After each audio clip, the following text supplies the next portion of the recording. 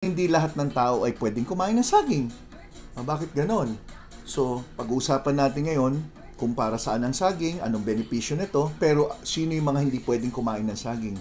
Pero bago natin pag-usapan yan, di habang nagsasearch ako tungkol sa kahalagahan ng saging, meron ako napansin.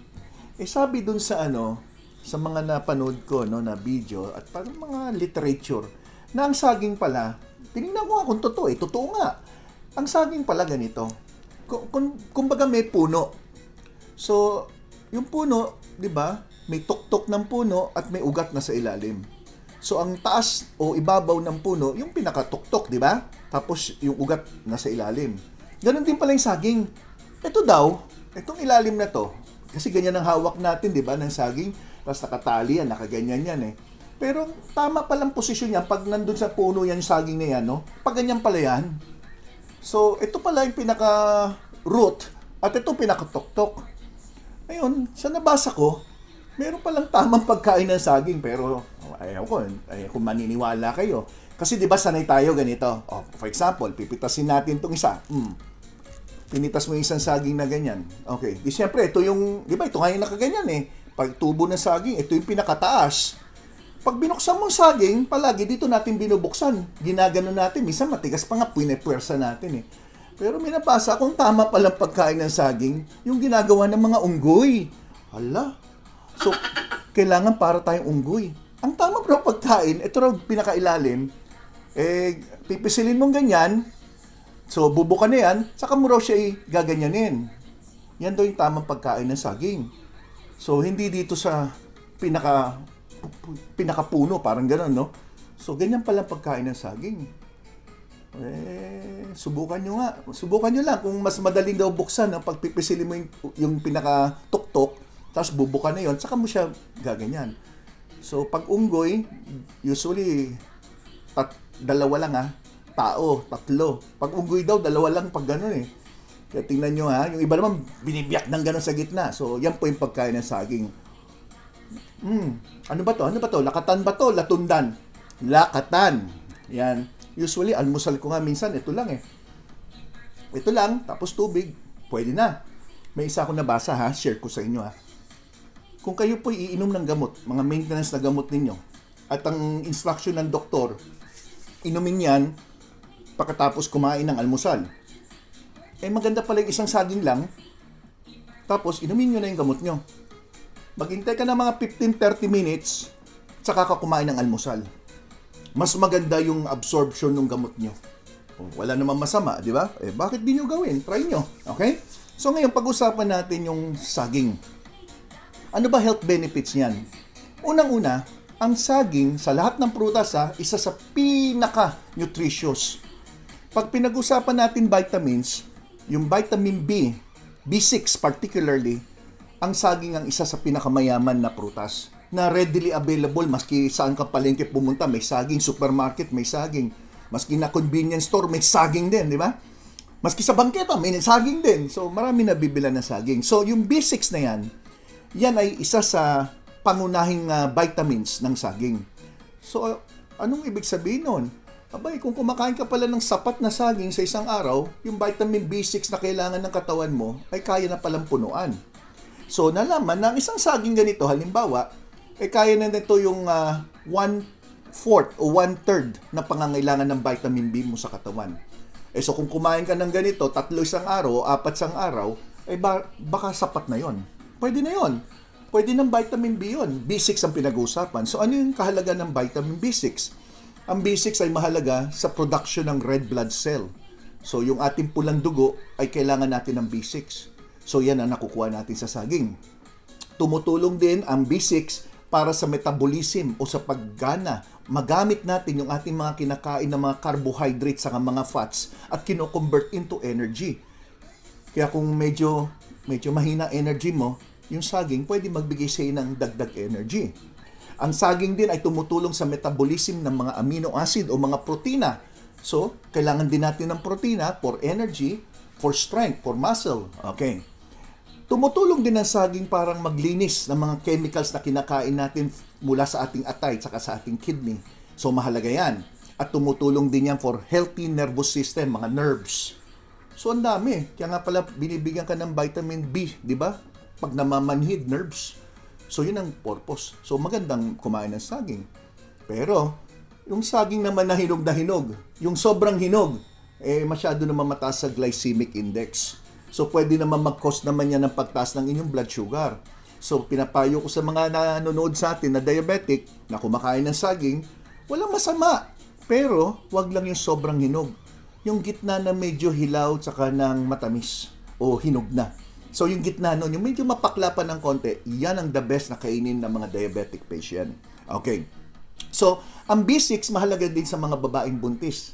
Dahil ang mga babaeng buntis, kailangan ng sapat na red blood cell dahil dalawa na sila na nangangailangan ng dugo na may dalang oxygen. So, kailangan mo kumain ng saging. 1 or 2 bananas a day, pwede na pang alalay na natin yan. So, bukod sa vitamin B6 na nakukuha sa saging, ang banana ay mayaman sa vitamin C. Aba, magtataka yung iba dyan. Doktor, di ba pag vitamin C, mga maasim lang na prutas? Hindi po. Ang vitamin C, nakukuha din sa saging. So, ano naman ang advantage ng pag-take nyo ng vitamin C? Ang vitamin C, tumutulong yan to protect our cell para hindi sila madaling ma-damage. Tumutulong din ang vitamin C sa absorption ng mga iron na ating kinakain mula sa mga prutas, gulay at mga karne o even sa mga supplements na iniinom natin, tumutulong din ang vitamin C sa absorption nito. Ang vitamin C ay tumutulong sa production ng collagen. Ano ba yung collagen? Yan yung mga kailangan natin lalo na pag may osteoarthritis. So yung collagen, yan na nagpo-protect sa ating mga joints. Ang collagen, yun yung sa balat natin, sa skin, sa wrinkles, tumutulong yan. Kaya pag kumakain ka ng vitamin C mula sa banana, mas makinis ang balat nyo. Aba, ligtas din sa pimples. May nakita ka na bang unggoy na may pimples? Wala pa, di ba? O, di ba? Okay. So, ano pa? Yung vitamin C, nakakatulong pala para mood mo magaang. So, yung mga tao na medyo mainitin ng ulo, bigyan mo na saging. O, boss, masyado mainit ang ulo mo. O, ito, saging mo. Kainin mo. Yan, pwede mong bigyan mo na saging, okay? So, nakaka-cool, nakaka-light, nakaka-relax. Kaya nga may mga payo nga na pag hindi makatulog, o kumain ka ng saging. Minsan, pinapainom pa ng gatas o kumain ka ng saging dahil pampakalma yan. Okay, may mga serotonin yan na nagpo-produce na para tayo makatulog, mga ganyan. Then ano pa? Saging ay mayaman din sa manganese. Ang manganese ay mahalaga sa ating skin at ang manganese tumutulong na alisin ng mga free radicals o mga toxic waste na nagkukos sa atin ng masamang cells sa ating katawan tulad ng pagkakaroon ng cancer. So protection yan as antioxidant. Pag sinabing anti, kontra, oxidation process. Oxidation process, yan po yung parang yung bakal nagkaroon ng kalawang, yun ang tinatawag na oxidation. So pinipigilan pala ng manganese na laman ng saging yung tinatawag na oxidation process. So nakakatulong din siya. Meron siyang health benefit pagdating sa cancer. Potassium. Yung potassium yun ang kilalang kilala. O pinupulikat, kumain ka ng saging kasi may potassium. Tama po yun. Pero sa isang banda, nabanggit ko kanina, na hindi lahat ay pwedeng kumain ng saging. Lalo na kung kayo po ay mayroong pong chronic kidney failure. Lalo na kung ito ay nandun na sa late stage, yung mga stage 4, stage 5, kung saan nagdadialysis ka na, pinalilimitahan po ang pagkain ng saging o pinapaalis nga yan minsan dahil sa potassium ay maari makasama sa inyo. So, ang medium size na banana can give you around 320. Tingnan mo naman, 320 milligrams of potassium. So, 10% na ng pangangailangan ng katawan mo yan kung tutuusin mo. So, ang potassium ay mahalaga para ma-regulate ang inyong blood pressure at saka yung pagtibok ng puso nyo. Kaya, kumain ka ng saging sa tamang bilang, okay yan para regular ang pagtibok ng puso. Pag mababa ang potassium sa katawan nyo, ang bagal ng pagtibok ng puso. Pag nasobrahan naman ng taas, kumain ka ng isang piling na isang kainan, posible naman tumaas ang potassium at biglang dug-dug-dug-dug bumilis naman ng tibok ng puso nyo. So, huwag kakain ng sobra din, no? Okay. So, ano pa mga nagagawa niyan? Bukod sa maganda sa heart, maganda sa blood pressure, tumutulong din ang potassium para makontrol ang blood pressure at ang muscle strength ninyo, umaasa rin sa potassium. So, calcium, potassium, importante yan sa muscle strength. Okay. So, pag mababa ang potassium, madalas pinupulikat din. Yan ang reason kung bakit pinapakain kayo ng saging. Di ba? Pero minsan, pag konti lang kinain mo, hindi sapat. Kaya binibigyan ka ng mga potassium tablet na pangdagdag o supplementation. Okay. Ang banana ay maganda rin sa digestion. Kaya yung mga pasyente ko may ulcer, sabi ko, small, frequent feeding. Kumain ka ng paunti-unti. Halimbawa, kumain ka ng almusal, tanghalian, hapunan, kalagitnaan, lagyan mo ng isang saging. Pwede yan. Nakakatulong yan for better digestion. Nakakapagpababa din ng asido ng tiyan. So, kung kayo po ay may GERD, acid reflux, I suggest palagi meron kayong saging. So, ipantawid nyo ng gutom, saging. Oh, so, magsasabi kayo dyan, nasa biyahe ako inabot ako ng ilang oras, di ako nakakain. Magbaong ka ng saging palagi. So, palagi may saging, malaking tulong yan. Okay. Then, ang banana ay nakakatulong din to sa mga sumusunod, constipation, heartburn, yung nabanggit ko. So, kung meron nagsasabi na, kumain ako ng saging nagtibi ako, hindi ako makadumi.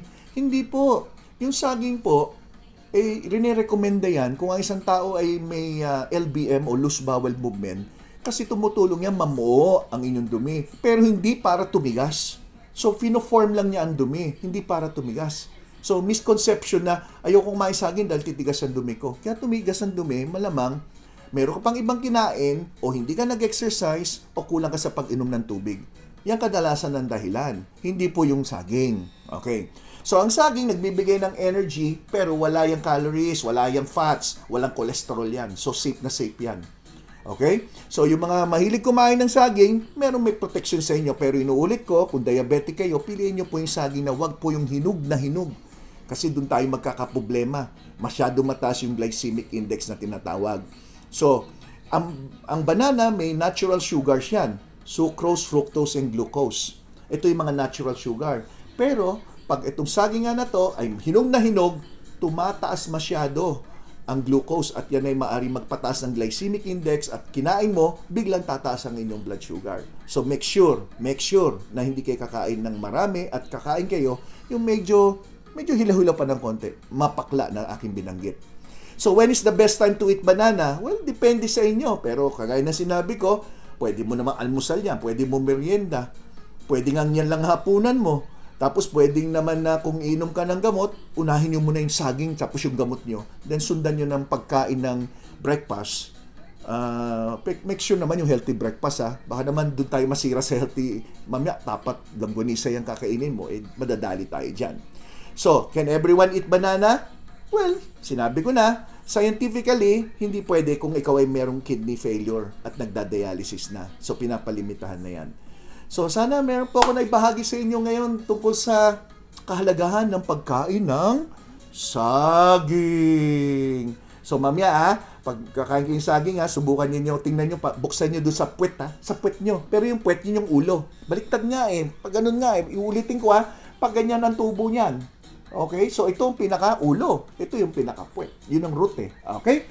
So, ano kayang kakantahin ko? Aba, i-exempt nyo naman ako ngayon. Walang kanta. Ayoko kumanta ngayon. Ang gagawin ko na lang sasayaw na lang ako para maiba. Natatawa ako, babi. Goy! Sige, buksan nyo. Pag ginanyan nyo at naging 3, tao ka. Pero pag binuksan nyo at 2 lang, alam mong unggoy ka. Okay? So, maraming salamat po. Ako po si Dr. Gary C., ang inyong gabay sa kalusugan. Bye-bye!